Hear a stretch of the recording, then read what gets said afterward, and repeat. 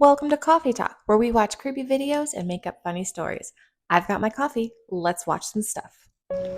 Why so few, you say?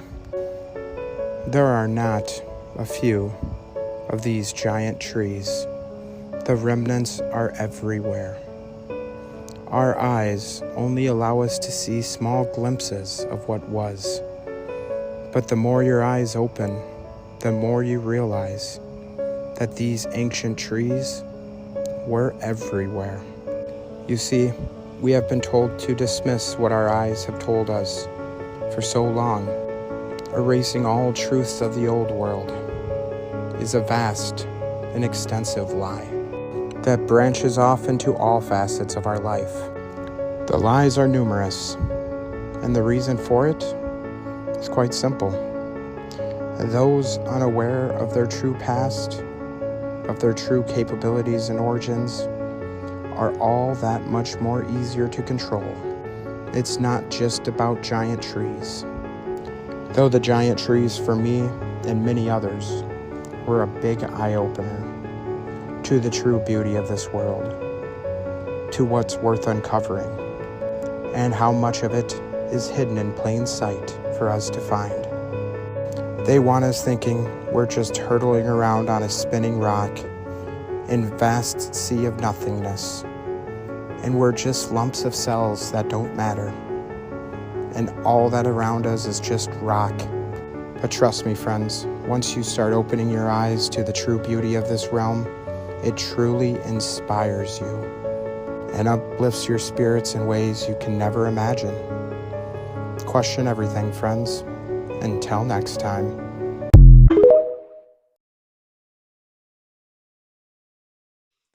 No. No. No, this can't be trees. That's just science says no. Geologists say no. Tectonic plates say no. Anyway, if this is your first time, welcome. We do Mad Lib, Ad Lib, Mad Takes, whatever you want to call them, just because it's fun and it's silly. And that's the whole point of life, right? We pull our stories directly from madtakes.com. I'm going to leave a link down in the description, and you can go there and follow along if you'd like. Today we're on number 3, which is Romeo and Juliet prologue. And we got trees from that word. Big surprise, right?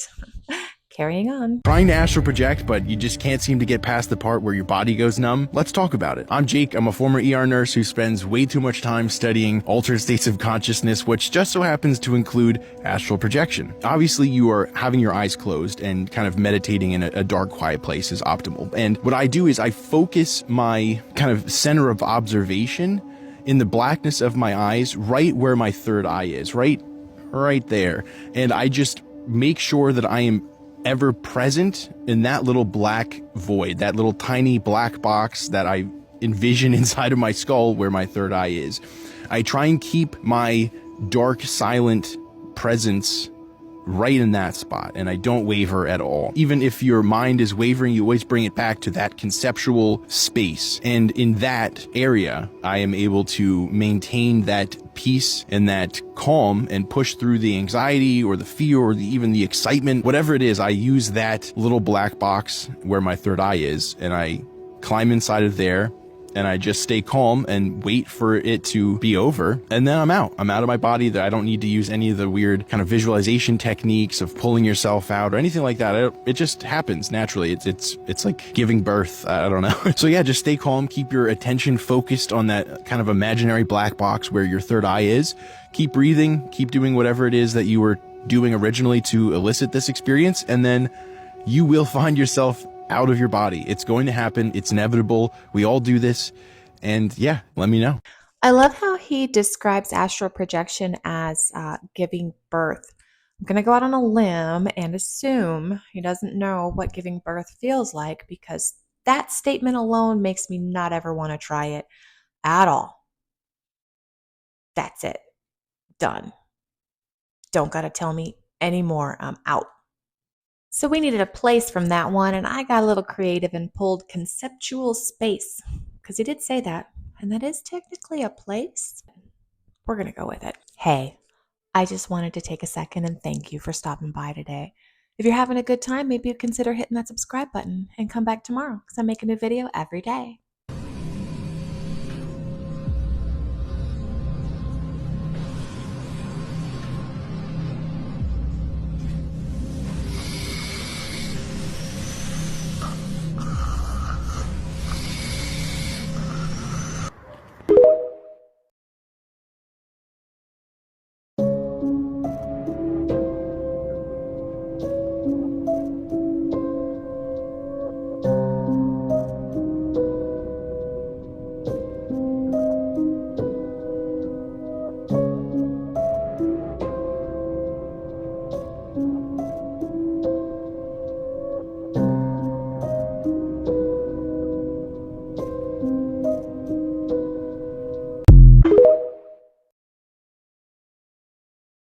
That was a twofer there. Pretty sure I used that first one before, but it's a good video. I like it. The alien looks really super cool. That second one was neat. Our noun we got from those two videos was footage because we had so many other options. As you transition to the fifth dimension, a few changes happen. Your inner energy will go through a complete transformation. This might not be easy to notice, but you will certainly feel it as the process nears completion. We will cleanse your body of old memories and remove outdated energy patterns. Think of it like upgrading your internal system. Many of you will initially feel the need to reduce stress from your life, including the stress you have carried since childhood. You will also become more aware of old habits and behaviors that no longer serve you, making it easier to let go of them. In the fifth dimension, you become more attuned to energy. You can better understand people's true emotions and find comfort in places with positive vibes. You'll realize that your energy is your most important asset, and taking care of yourself is no longer optional. Keeping your energy clean and balanced will become a top priority. Relationships. When you start exploring the fifth dimension, you will connect with people on a deeper, soulful level. You will meet more individuals who feel like they are part of your soul's family, and you will instantly recognize this connection. Your relationships will become more equal and honest because you won't want to hide your true self anymore. Inner truth. It gets tougher to go against what you truly feel is right as your awareness grows. Sometimes you become more aware of what your heart is telling you to do, even if you wish you didn't. Inner peace. As you work on healing your deep-seated beliefs, you will find more inner peace. What's even better, inner peace will become your new normal and a top priority as your emotional wounds gradually heal. This will lead to more emotional stability, and your moods will improve along with it. Cooperation. The next sign of entering a different level of understanding is recognizing that you can't assist everyone. You will come to honor the choices made by others, even when you might have the means to support them. This all goes back to respecting the concept of free will, which is one of the fundamental principles of the universe.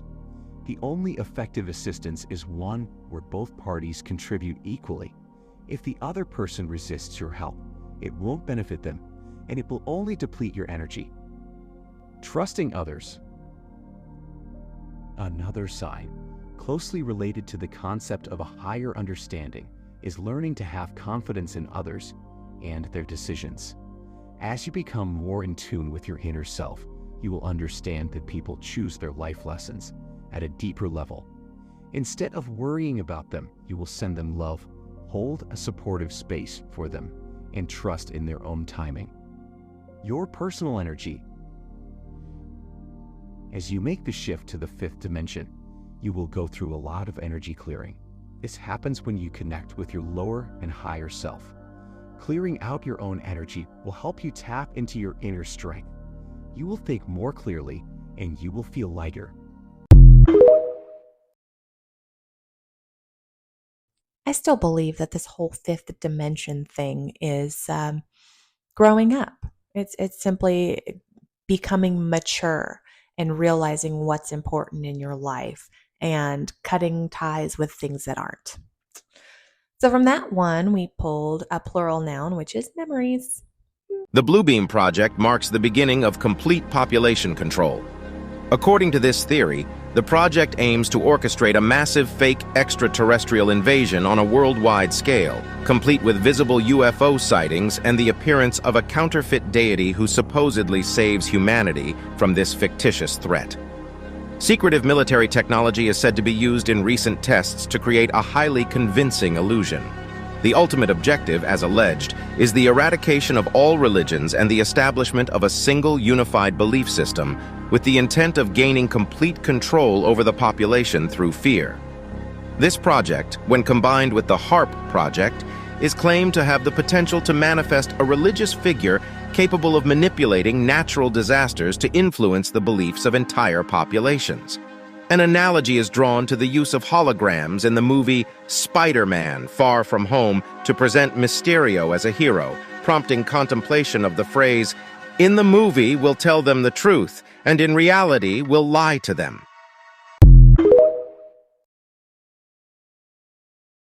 Allegedly, that'll be happening this year, 2024. I'm ready. Bring it on. Bring it on. All right, we needed a noun, and I took illusion from that because, well, it's all about the illusion.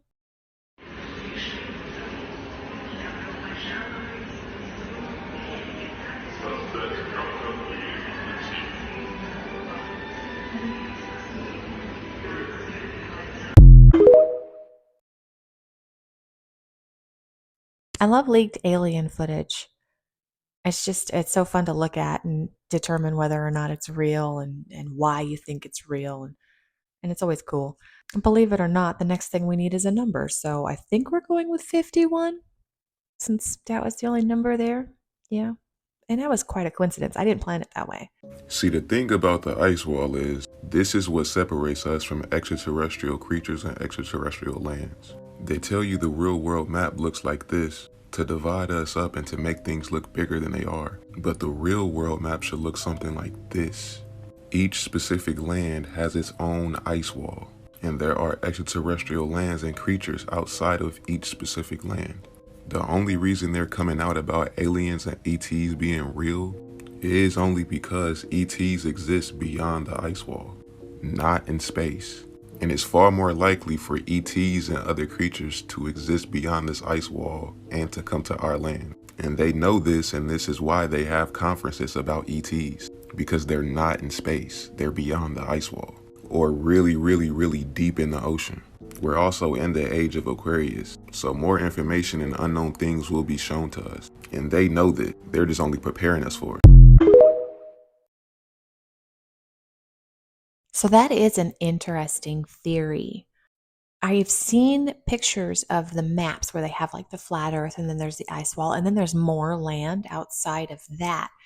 And if aliens are there, does that really make them ETs or extraterrestrials because they're already here? That makes them other terrestrials, right? Yeah, I think so. Let me know what you think about that. It's an interesting theory. I like it. We needed verb. He said preparing, but I used prepare because it doesn't say a verb ending in ing, and that's what we're gonna do. If you've ever had the pleasure of talking to a moon landing conspiracy theorist, you've probably heard the phrase Van Allen belts. These are regions around Earth containing radiation that apparently form an impenetrable barrier that would instantly kill anyone who tries to get through them. But people have gotten through them, so let's talk about what the Van Allen belts actually are and the risks they actually pose. There's two belts, the outer one and the inner one, and we think that they come from different sources. The outer one primarily consists of solar wind particles, charged particles that are constantly being emitted by the sun. These particles get trapped in Earth's magnetic field, forming this belt. And it's a good thing too, because if we were being hit by all this radiation on Earth's surface, things would not be going that great for us. The inner belt primarily consists of particles thrown out of Earth's atmosphere by cosmic rays. Cosmic rays are fast-moving particles that come from a wide range of astrophysical sources. And when they hit Earth's atmosphere, they can throw up charged particles that create the inner Van Allen belt. The result is that Earth is surrounded by a whole bunch of high-energy charged particles, which, granted, are not good for humans. But this is not some big impenetrable barrier. The density of particles in the belts is around 100 particles per cubic meter. For reference, there are trillions and trillions of particles in 1 cubic meter of air, and last time I checked, we can still move freely through the air. So these belts don't physically stop you, but they can damage your body. But these radiation levels are only going to kill you if you're hanging out in them for a long time. The Apollo astronauts were specifically sent through low-density regions of the belts, and they were also only in them for a matter of hours. We know how much radiation is in these belts. If you're in there for that short of a time, it's not anywhere close to a lethal dose. So the Van Allen belts exist, and they're scientifically interesting, but they're not impenetrable, and they're only dangerous if you're kind of stupid about how you get through them. We have, in fact, gone to the moon, and we're going to do it again. There was another video that I had watched lately about the Van Allen belt, and it was quite the opposite of this one. It was talking about how it is impenetrable and how the radiation is so high that the human body couldn't withstand it, and the heat alone would melt components. I'll have to find that one and share it with you. It's really interesting. And the word we pulled from that was an adjective, and it's impenetrable. In 1966, the CIA classified a book. This book was about the end of the world. Now, the man who wrote this book said that the Earth experiences regular events that end intelligent life, and we're actually the 6th intelligent civilization. Now, the event in question is a pole shift. In 2013, the CIA declassified a bunch of this book, but there was about 53 pages that were heavily redacted. They've never said why. Now, around 11,600 years ago, the Earth did experience a pole shift of about 15 degrees. That period is known as the Younger Dryas. So if we were to experience a pole shift today, what could we expect? So the Earth spins at about 1,000 miles an hour, and in a polar shift, the land masses practically stop. This sudden stop could cause earthquakes, 1,000-mile-an-hour winds, massive tidal waves. Imagine being in a planet-sized car that gets into an accident and nobody's wearing a seatbelt. Now, we don't know why the CIA classified this book, but today it is something that you're able to go read, even though it's still heavily redacted. Search The Adam and Eve Story by Dr. Chan Thomas. I wrote that down. I'm gonna try to pick up that book. It sounds like it would be interesting. Had to be heavily redacted, and it's just a book on theory. This pole shift stuff is pretty intense. Some say that it just flips automatically, and some say that it's a gradual change, which causes, obviously everything on the planet changes when there's a polar shift. Well, not obviously, we don't know this for sure, but that's what the theory is. We need a body part. That sounds creepy, but that's our word. It's a body part. We need a body part word. And there were no body parts mentioned in that one. So let's hope that the last two are in the next one. Sleep paralysis, something I'm certain each and every one of you has experienced at least once in your lifetime. Now take a look. As you can see, this was recorded live, and there is another heat signature captured on the thermal imaging camera, right on top of the sleeping individual. This mysterious shape resembles that of a human body, climbing on top of the man and seemingly strangling him. Some keen-eyed viewers have pointed out that there's a lot of orbs flying around the room as well.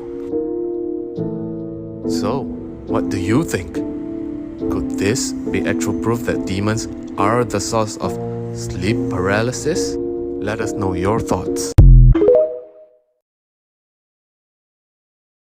Supposedly, there's a whole bunch of different kinds of sleep paralysis demons. Personally, my sleep paralysis demons were gray aliens. Maybe because when I was having sleep paralysis, I had an obsession with aliens. It was the X-Files time. I know that just aged me, but we're okay with that. Our last two words were body and think. We were able to find them, and we're going to have our story. Romeo and Juliet, prologue. Two trees, both alike in dignity, in fair conceptual space, where we lay our scene. From ancient footage break to new mutiny, where civil blood makes civil hands unclean. From forth the fatal loins of these two foes, a pair of star-crossed memories take their life, whose misadventures piteous overthrows do with their illusion bury their parents' strife. The fearful passage of their bigger love and the continuance of their parents' rage, which but their children's end not could prepare, is now the 51 hours traffic of our stage. The which if you with impenetrable body attend, that here shall think, our toil shall strive to mend. All right, well, that was fun. Thank you so much for joining me today, and I hope to see you tomorrow. Have a wonderful day.